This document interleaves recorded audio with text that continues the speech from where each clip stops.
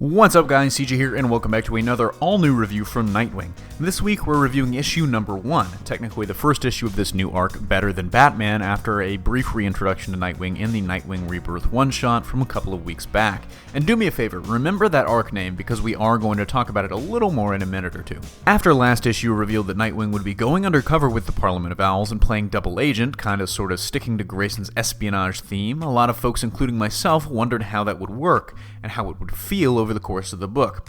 Well, this Nightwing number 1 wastes no time in giving us answers, as right off the bat, and in scenes peppered throughout the issue, we finally see some of his work for and relationship with the Parliament.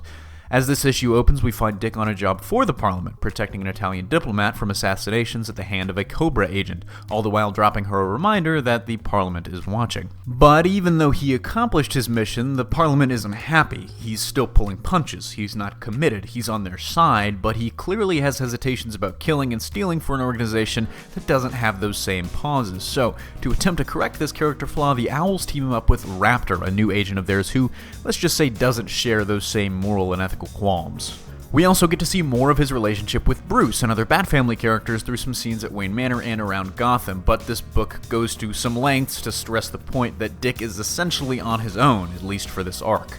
But maybe my favorite scene of the issue comes as Grayson meets with who else but Barbara Gordon before he goes off on another mission, who expresses concern about the danger of his new line of work. And it's a nice nod to their past relationship with some great dialogue, but also some subtle hints that we might be seeing a return to that relationship soon.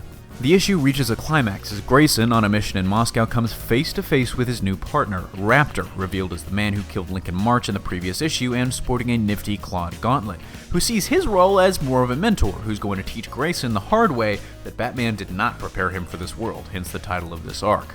On to the pros and cons. So far, I actually really love the tone of this series. It seems that Tim Seeley has found a wonderful balance of the rollicking, globe-trotting, James Bond-esque adventures of Grayson with the crime-fighting exploits of the black and blue garbed Gothamite that we've all come to love over the past couple of decades. But I will say, though I think it's a perfect marriage of the character's two sides, it'll be interesting to see if the balance can stay as good as it is in this issue, or if Seeley was just easing us into this new book with some familiar territory.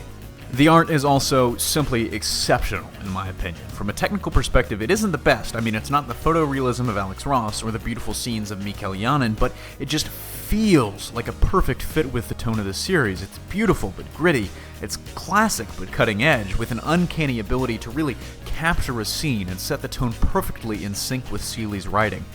I also do love the fact that we get more nods to his continued relationship with the Bat Family in this issue. I mean, it's not like Grayson when they were essentially out of sight, out of mind, except for a few mentions here or there.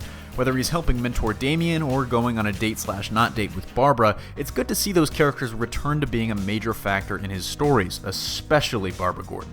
If there is a negative in this issue, it might be the structure. On a casual read, without rereading it a little bit, the whip around nature makes it a little hard to place chronologically when things in the issue are happening.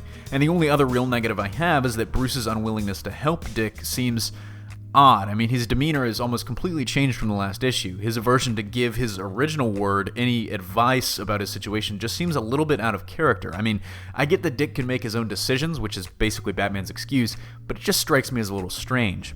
Overall, though, Nightwing number 1 shines as the first issue of an intriguing new arc and an intriguing new adventure for the character, seamlessly blending the espionage thrills of Grayson with the Bat Family-centric adventures of everyone's favorite black and blue garbed vigilante. I'll give Nightwing number 1 a 9 out of 10.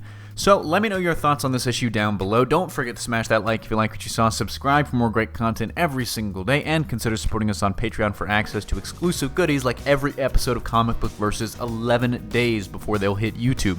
Signing off, this is CJ, and I'll see you next time.